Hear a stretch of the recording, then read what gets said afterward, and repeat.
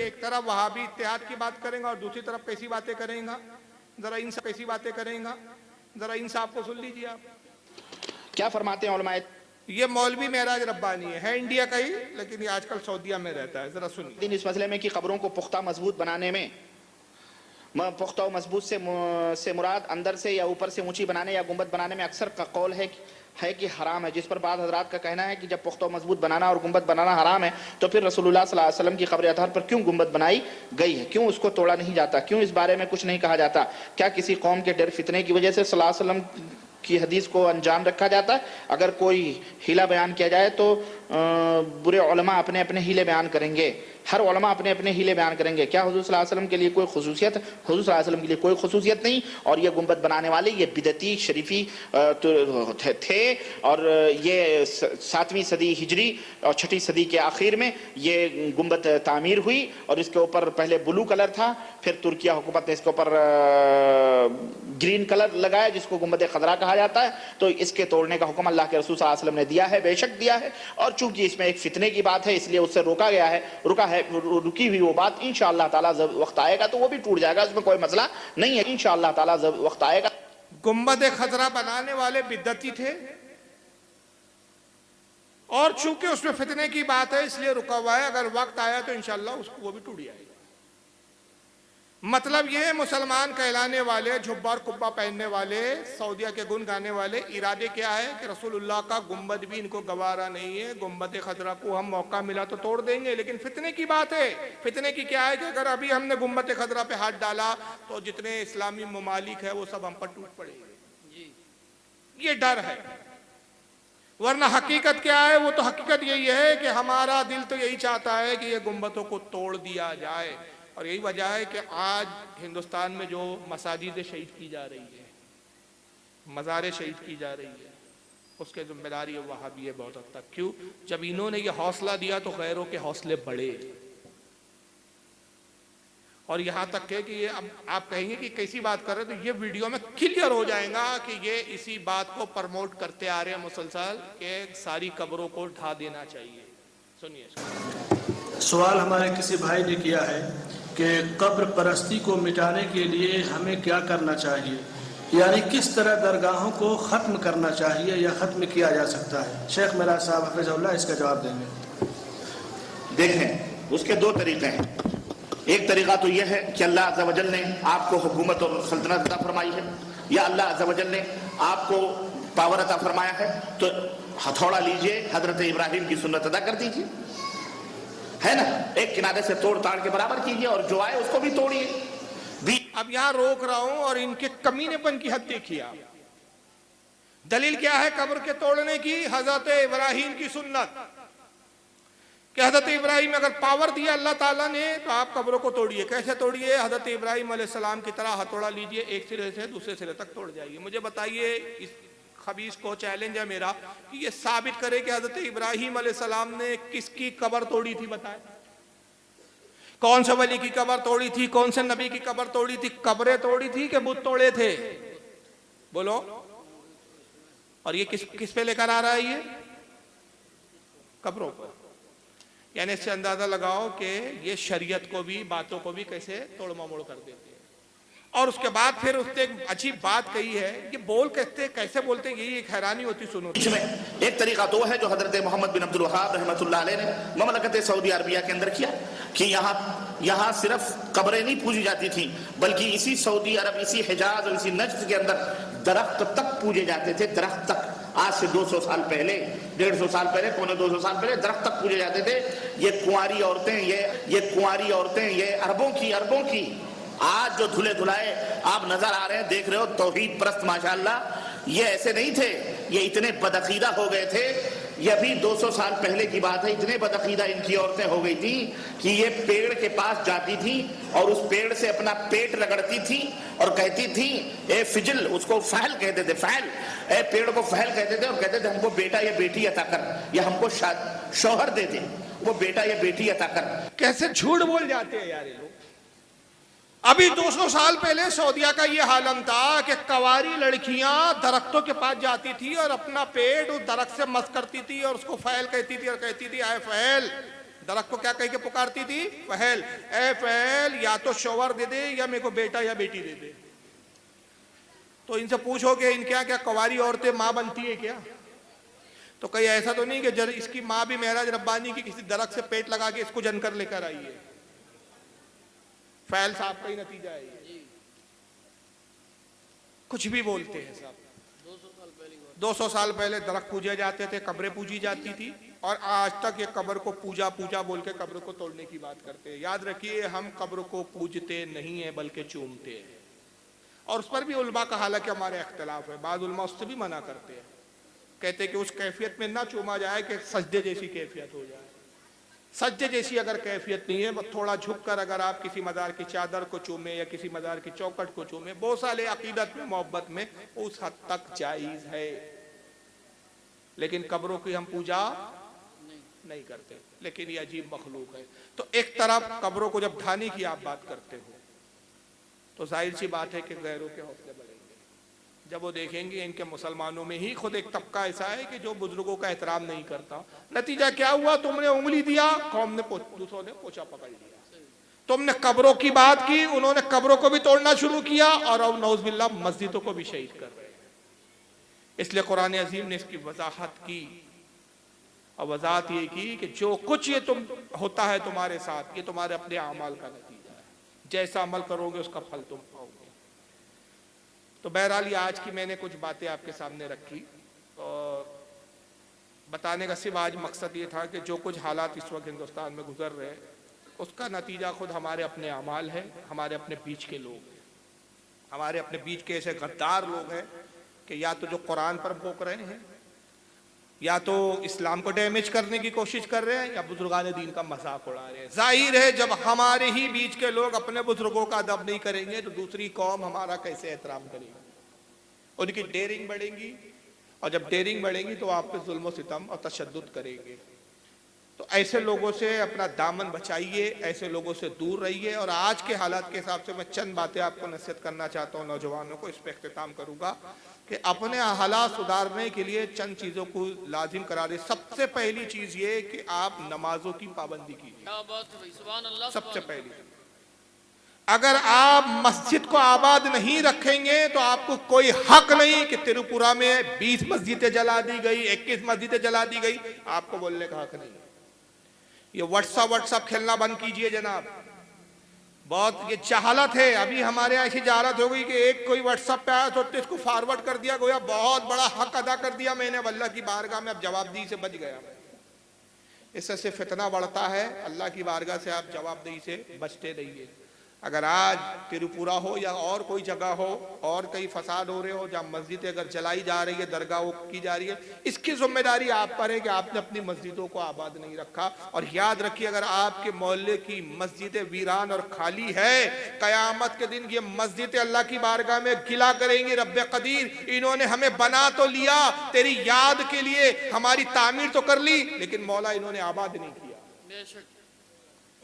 और जब ये शिकायतें करेंगी उसका जवाब आपके पास नहीं होगा। वैसे भी नमाज पढ़ना तो फर्ज है यार। अल्लाह ताला ने आपको दुनिया कमाने के लिए 24 घंटे दिए हैं। अगर हर नमाज के लिए 5-5 मिनट निकाल ले तो टोटल कितना, 1 घंटा भी नहीं होता यार। टोटल अगर 5 वक्त की नमाजों को अगर समेट दिया जाए तो 1 घंटा, तो 24 घंटे में 1 घंटा रब अपने लिए मांग रहा है, वो भी आप देने के लिए तैयार है। और शिकायत है कि साहब मस्जिद शहीद हो गई, तो आपने आबाद कब किया था भाई? अगर आपकी मस्जिद आबाद होती तो यह हाल नहीं होता। आपने अपने रब से मांगा कब था? रब की बारगाह में झुके कब थे? रब तबारक व तआला का ये फैसला है कि अगर तुम मेरे सामने झुकोगे, मैं दूसरी कौमों के सामने तुम्हें सर बुलंद कर दूंगा, और अगर मेरी बारगाह में नहीं झुकोगे तो सबके सामने तुम्हें झुकवाऊंगा, सबके सामने हाथ जुड़वाऊंगा। अगर चाहते हो कि हम महफूज रहे, हमारी नस्लें महफूज रहे, तो सबसे पहली चीज लाजिम कर लो कि नमाज की पाबंदी। इंशाअल्लाह नमाज पढ़ेंगे कि नहीं? हाँ, कि बस जलसा खत्म, फजर ही गोल फिर। सबसे पहले तो आप ये अहद करके उठो कि फजर पढ़कर सोएंगे। बोलो, सबसे पहली चीज नमाज। दूसरी चीज अपने सुन्नी उलमा से राब्ते रखो।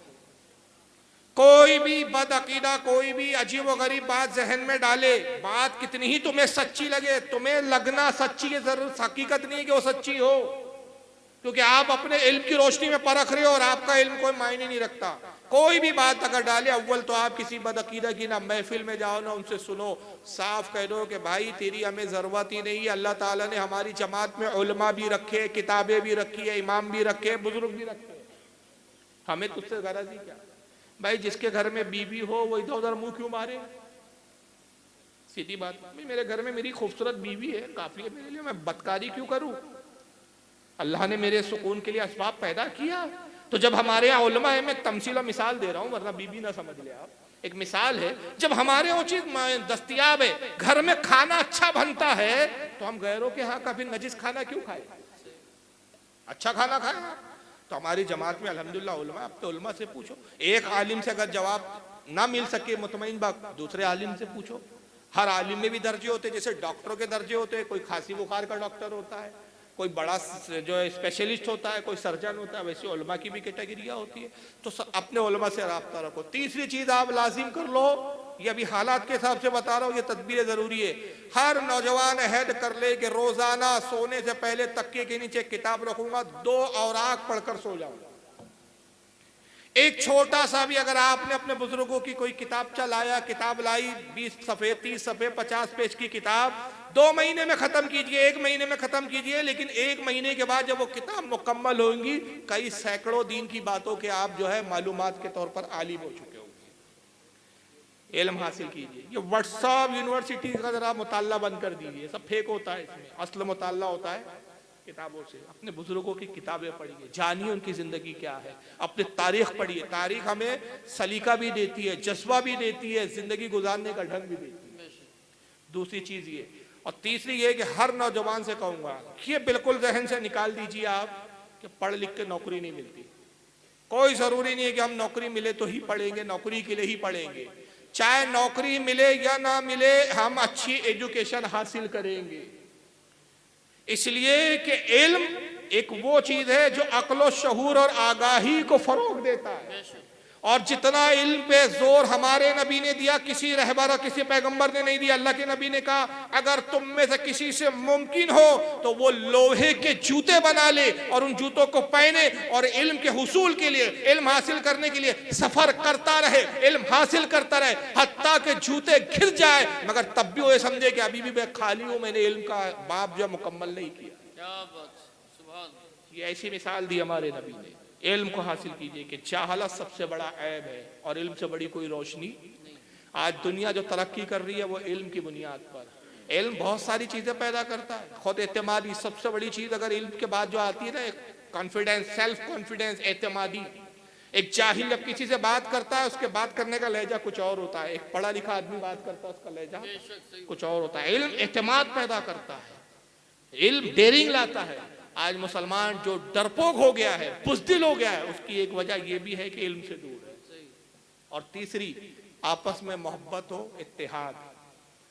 किससे? सुन्नियों से, वाबियों से नहीं। वरना बोलेंगे इत्तेहाद की बात हुई तो कल फिर सबसे पहले वाबी को जाके सलाम कर। रसूल के गुस्ताखों से रही। ये हो सकता है कि किसी सियासी प्लेटफॉर्म पर मजबूरी के तहत किसी गैर मुस्लिम के साथ हमें वक्ती तौर पर अपने अकायद, अपना मसलक, जो हमारा मसलक के आला है, उसके तशक्कुस के साथ, उसकी कदरों के साथ, उसके तहफ़्फ़ुज़ के साथ अपने मसलक को महफूज और अपने अकीदे को महफूज रखते हुए बतौर मजबूरी दुनियावी मामलात में किसी वहाबी या किसी गैर मुस्लिम के साथ बैठना पड़े, और वो भी अवाम को इजाज़त नहीं है, बल्कि वो जो हमारे यहाँ का ऐसा रहनुमा कि जो अकायद से पूरी तरह वाकिफ़ हो, जिसके गुमराह होने का ज़र्रा बराबर भी अंदेशा ना हो, उसके लिए इजाज़त है कि ऐसे हालात जब अगर आ जाए तो वो उस हद तक बैठ सकता है। वो भी बहुत ही ज़्यादा शदीद मजबूरी, ये नहीं कि उसको फैशन बना ले कि वो भी के साथ चाय पी रहे हैं, खा रहे हैं, घूम रहे हैं, फिर रहे, ये नहीं, इसकी इजाज़त नहीं है। इसकी तफसीलात है लेकिन अभी वक्त नहीं है। तो बहरहाल ये दूसरी चीज़ के आपस में मोहब्बत और इत्तेहाद। छोटी छोटी बातों को नज़रअंदाज कीजिए। छोटी मुसलमानों के आपसी बहुत छोटे छोटे इख्तलाफ, हमारे यहाँ बहुत टुकड़े हो गए यार, सुन्नियों में इतने टुकड़े हो गए कि पूछिए मत। जहाँ अगर वाकई इतनी बड़ी बात है कि जहाँ मसला कुफ्र ईमान का आ जाए तो फिर वहाँ एक अलग बात है कि वहाँ सख्ती बरती जाए, पहले तो नरमी से समझाया जाए, सामने वाला अगर गलती पर है मान जाए ठीक, नहीं माने तो फिर सख्ती। वरना हमारा ये होता है कि भाई हमारे मिजाज को ये बात नहीं बैठ रही, हम मुखालिफ हो गए, ये नहीं। और चौथी चीज़, कोशिश कीजिए इन हालात में कि अल्लाह के नबी ने फरमाया कि मोमिन के 2 हथियार होते हैं, और ये मैं हर तकरीरों में इसका भी प्रचार कर रहा हूँ, और अल्हम्दुलिल्लाह हमारे नागपुर में इसका एक माहौल बना है। मैं चाहता हूँ हर इलाके में माहौल बने। वो क्या कि 2 चीज़ें सरकार ने कहा कि जब हालात बदतर होते हैं, ज़माना मुखालिफ हो जाता है अहले ईमान और अहले इस्लाम के, 2 चीज़ें हथियार होती है। अगर अल्लाह कुव्वत दे तो कुव्वत से मध्य मुकाबिल आ जाओ, मध्य मुकाबिल की। और अगर कुव्वत तुम्हारे पास ना हो, वो कैफियत ना हो कि तुम मध्य मुकाबिल के सामने डट सकते हो, तुम तादाद में और असबाब के एतबार से कमजोर और कलील हो, तो आका फरमाते हैं कि मोमिन का सबसे बड़ा हथियार दुआ है। क्या है? और वो दुआ कौन सी जल्दी कबूल होती है? आका ने फरमाया कि जो इज्तिमाई तौर पर जिक्रुल्लाह के बाद दुआ की जाती है। हमारे बुजुर्गों ने बताया कि ऐसे बहुत से जो तरीके हैं जो इज्तिमाई तौर पर हम करें तो दुआओं के जरिए बड़ी बड़ी मसले हल हो जाते, बड़ी बड़ी जो जालिम जाबिर है वो ज़ेर हो जाते। और उनमें सबसे मुजर्रब अमल कौन सा है? आयत करीमा का आप जो है अपने अपने इलाकों में माहौल बनाइए। हमारे अल्हम्दुलिल्लाह बहुत सारी मसाजिदों में, बहुत सारी नागपुर की कसीर मसाजिदों में जुमेरात के दिन ईशा के बाद मस्जिद में ही बादाम आ रही है। आजकल प्लास्टिक की बादाम आती है, शायद आपके यहाँ भी मिल जाएगी। पहले तो ओरिजिनल पे होता था, प्लास्टिक की मिलने लगी है। तो कम से कम 50,000 60,000 ऐसी बादामें होती है, खरीद के ला लेते सब चंदा करके, और मस्जिद में होती है। ईशा की नमाज जैसी ख़त्म होती है फ़ौरन एक दस्तरखान बिछता है सफ़ेद वाला, पूरे जमाती एक इधर सब में इधर सब में, और वो जितनी भी बादाम होती है 25,000 20,000 अलग अलग तादाद में, ला इलाहा इल्ला अंत सुब्हानका इन्नी कुन्तु मिनज़ ज़ालिमीन, इसका विर्द होता है, फिर दुआएं होती है। और मैं समझता हूँ शायद यही वो असबाब और बरकतें हैं कि हम गढ़ में रहकर महफूज हैं। मैं कहा रहता हूँ पता है ना आपको, बोल दूँ कि नहीं समझे आप? नागपुर में रहता, और नागपुर किसका गढ़ है समझते आप? मेरे घर से सिर्फ 2.5 किलोमीटर की दूरी पर।